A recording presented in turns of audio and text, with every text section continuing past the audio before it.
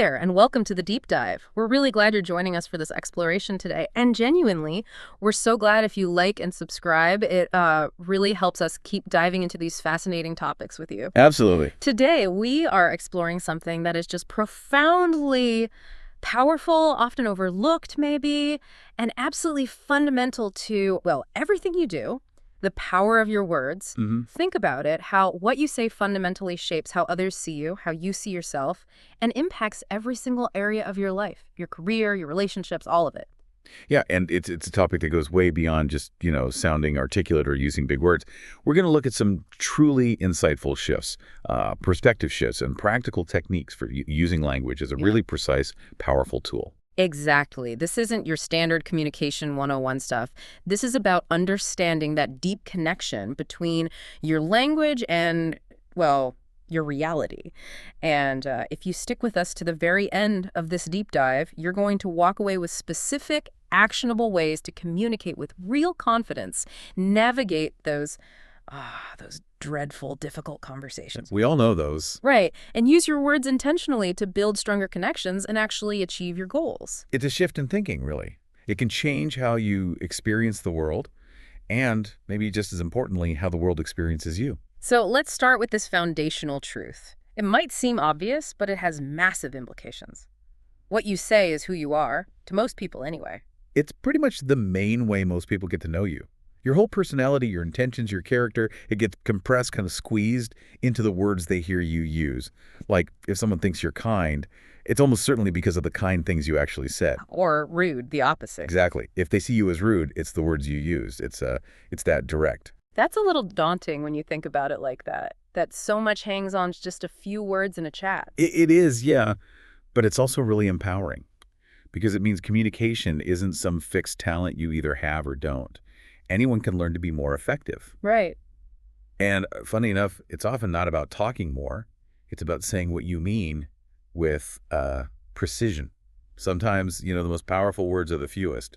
Less is more. Saying what you mean effectively, sometimes less is more. I really like that framing. It makes it feel, well, achievable.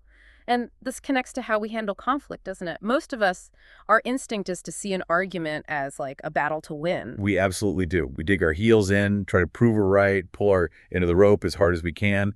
But what happens when you do that in a tug of war with a knot in the middle? Oh, it just gets tighter. Impossible. Exactly. An argument isn't really a tug of war. It's more like a knot. Trying to win by pulling harder just tightens it. The truly effective way, the way that actually works, is to see it as a knot you need to unravel together. Unraveling the knot together. Okay, so the language totally changes from I'm right, you're wrong, to something more like, okay, help me with this knot here, or how can we smooth this out, or even just, what's the tangled bit here? What are we actually stuck on? The goal isn't scoring points against each other. It's finding a way through the problem side by side, trying to win an argument. It's almost always a losing strategy for the relationship itself. Yeah, that makes sense. And so much of that knot tightening probably comes from just simple miscommunication, right? Where what I intended isn't what you actually heard. Precisely. It's like we're often broadcasting on different frequencies. What I meant to send is one signal, but what landed in your ear through your filters could be something totally different. It's the root of so many frustrations. So when that happens, when someone hits you with that, maybe even attacks you with that loaded phrase, why did you say that? What's the move? Because the gut reaction is pure defense. And that's exactly what why does. It triggers defense. It feels like an accusation, doesn't it? So instead of defending your intention, immediately flip the focus onto their reception. Ask them, what did you hear? What did you hear? Ah, that's clever. It completely shifts the focus away from like my supposed mistake and onto their interpretation. It sort of disarms the whole thing because you're showing genuine curiosity about their experience rather than just arguing about your own intent. And like you said, that why question itself is often the spark that lights the fire. It really does put people on their back foot. Is there a better way then to ask that if you genuinely do want to understand why someone did or said something? Oh, definitely. Just swap out the judgmental why for a curious what. Yeah. Instead of why did you do that? Maybe try what was going through your head then, or what made you say that? What made you say that? Okay, that feels completely different. It invites them to like explain their thinking, not defend a past action. Exactly. It opens the door to understanding, not justification. Curiosity, not judgment. It's a tiny word change, but the impact on the dynamic is huge. Okay, okay. Let's shift to one of the most dreaded communication scenarios, delivering difficult news or giving tough feedback. Most of us hate it. We're terrified of disappointing people. Yeah, and that fear leads to all the tiptoeing, the beating around the bush, or that classic, the sandwich method. Say something nice, drop the bomb, say something nice again. Which, let's be real, everyone sees coming a mile away. It usually feels pretty fake. It really does. A more effective, and I'd argue actually kinder approach is just directness. Like taking a cold plunge, sometimes you just have to get in, you can prepare them a little, use language like, okay, this isn't going to be a fun conversation, or maybe this isn't my favorite conversation to have, but... That immediately signals what's coming without being all vague and mysterious. Right, and here's the perspective shift. Frame that directness, telling the difficult truth as an act of kindness and strength. Avoiding the truth, or sugarcoating it so much it's meaningless, is actually, well, it can be a form of cruelty. Cruelty? How so? That sounds backwards. It does seem counterintuitive, yeah. But think about it. By not being direct, you're kind of implicitly saying, I don't think you're strong enough to handle the real truth. You're treating them as if they're fragile. Telling the truth, even when it's hard, gives them the information, the armor, or the backpack they need to actually face the challenge. Ah, okay. So you're equipping them by being clear, not protecting them by being vague. Exactly. Yeah. You're empowering them. And you can lean into that by using language that signals your belief in their strength. What kind of language works there? You could include phrases like, look, I'm telling you this because I genuinely know you can handle it. Or, I know you value transparency and that's why I'm being direct.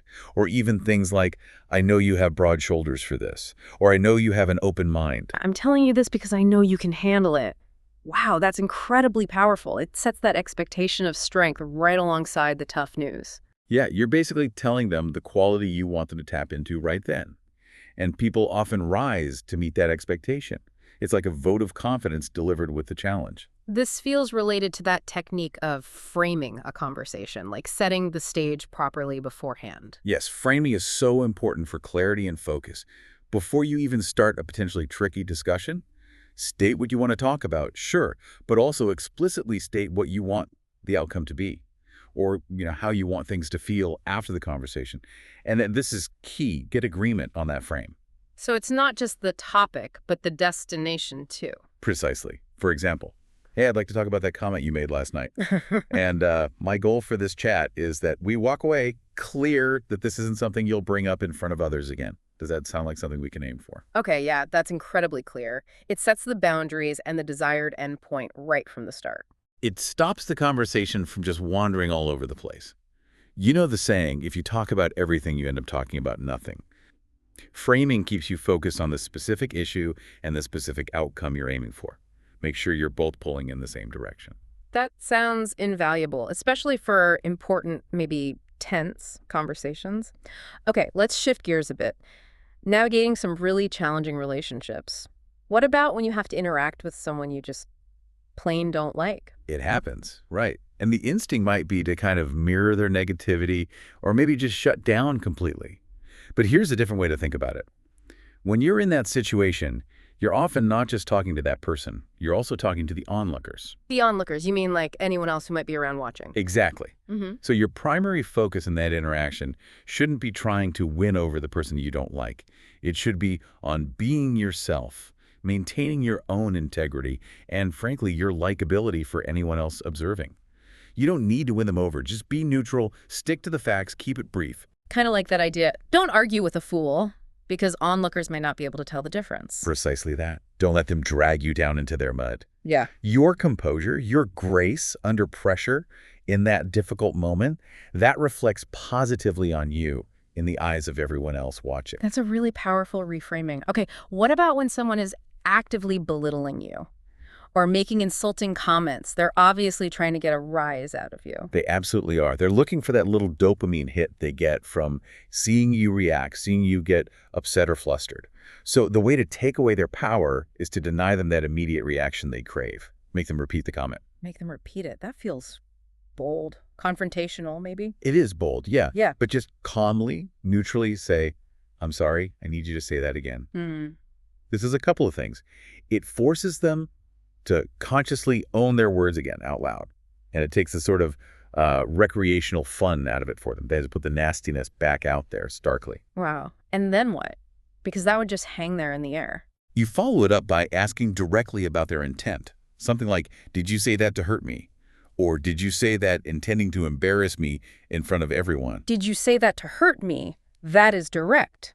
It puts the spotlight right back on them and their motivation. Very often, they'll backtrack or mumble something because you haven't played the game they expected. You've mirrored their behavior by making them confront their own words, and you've called out the likely intent. It really just takes the wind out of their sails. Okay. And for just outright disrespect, someone being condescending or just plain rude. Silence can be an incredibly potent tool here. When they deliver that disrespectful line, resist the urge to jump in immediately.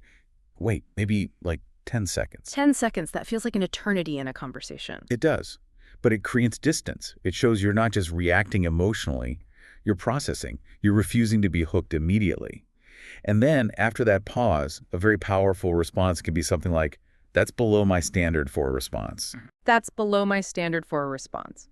Wow, that just completely flips the power dynamic, doesn't it? It really does. You're not engaging with the disrespect itself. You're stating calmly that that kind of communication is beneath your level. You're asserting your boundaries and expectations without getting down in the mud with them. And what if you're just the bystander, witnessing someone else being disrespectful, say a friend being rude to a server or something like that? Yeah, your words and actions in that moment say a lot about you. Definitely do not join in, and don't tacitly approve by just staying silent either. Instead, be overtly kind to the person who's being disrespected. So actively counteract the negativity with your own positive behavior. Yes.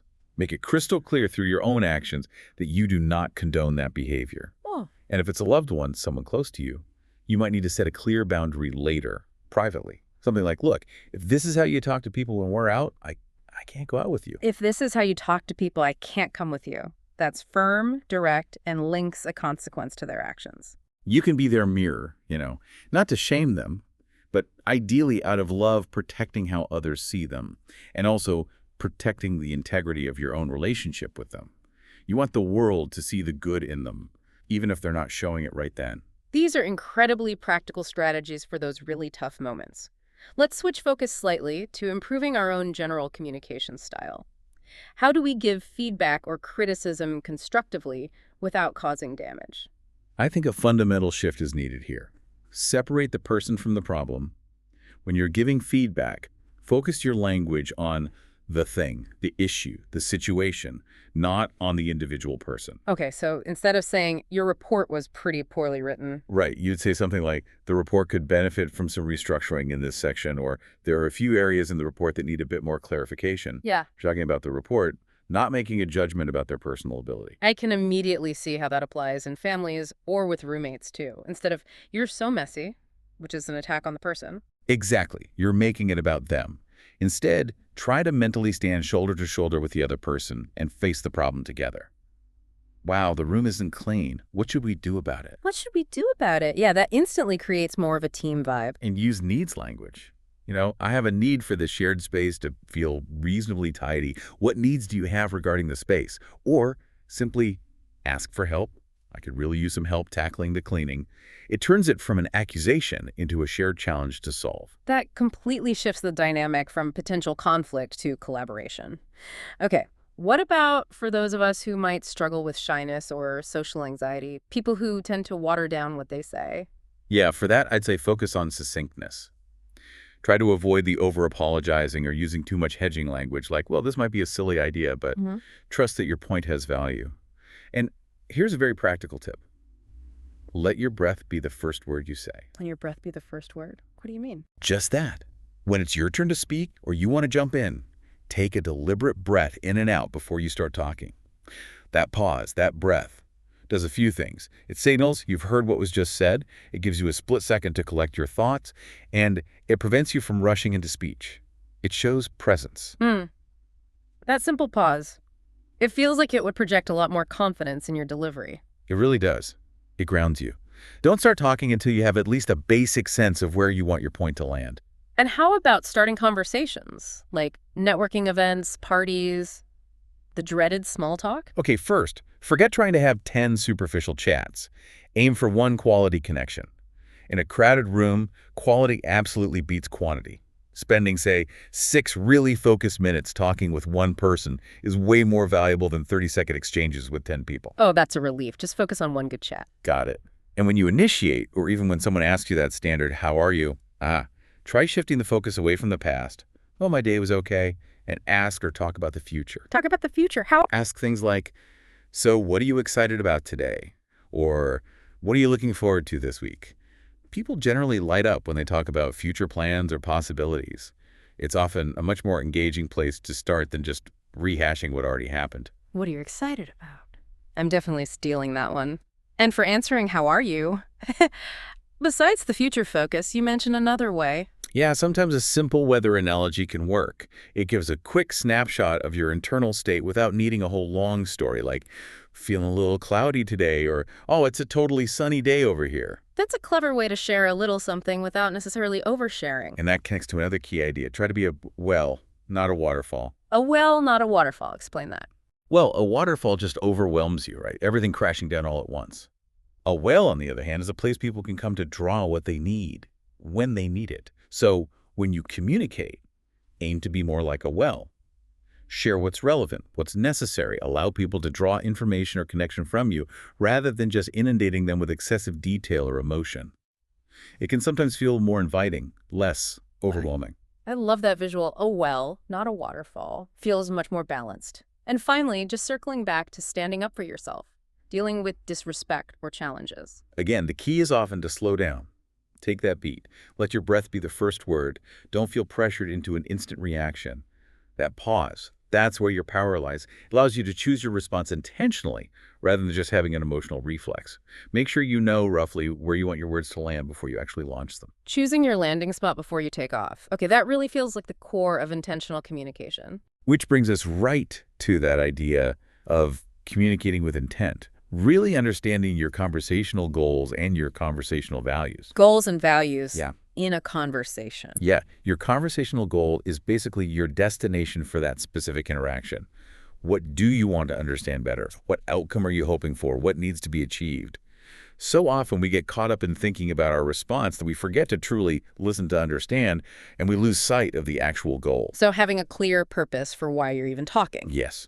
And then, conversational values are like your guiding principles during the conversation. They represent who you are authentically in that exchange, especially when things get tough.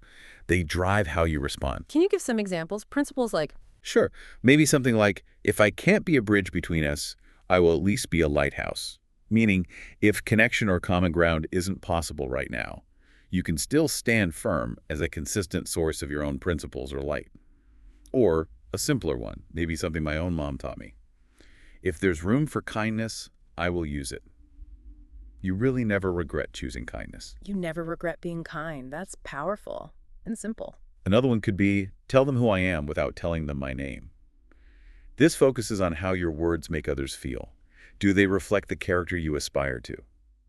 When you inject these kinds of values into how you communicate, it takes the pressure off. You don't need the perfect comeback or the wittiest line. You just need to act in a way that aligns with your chosen value. So your values become your compass, guiding you through the conversation. Precisely. It simplifies things, especially in difficult moments, because your response is dictated more by your authentic self and your principles, rather than just the heat of the moment or the pressure of the situation. This is all great in theory. How do we start actually putting this into practice? How do we make that shift to becoming truly intentional communicators? Well, a really powerful question to start asking yourself regularly, and maybe even ask trusted friends or family, is this: who do my words say that I am? Who do my words say that I am? Oof, that's a searching question. It really forces you to look critically at the actual impact you're having through your language. Are your words lining up with the kind of person you want to be? You have incredible power over your reputation and the effect you have on others. Think about it. When you walk out of a meeting, what do you want people to think or feel about you and your contribution? Start aligning your words and your energy with that desired outcome. That gives you a really concrete target for how you want to use your language day to day. Absolutely. You are, in a very real sense, speaking your reality into existence through the words you choose. So the question becomes, How intentional are you being with that power, with the reality you're creating? Let's touch on just a couple more practical applications, maybe specific settings like work and family. Sure. At work, try cultivating a mindset of having something to learn rather than something to prove. Lead with curiosity about others and their perspectives. Your words absolutely shape your professional identity.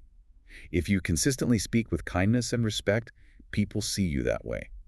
If you get drawn into gossip, well, that becomes your identifier pretty quickly. Yeah, your language really does build your professional reputation, doesn't it? It does.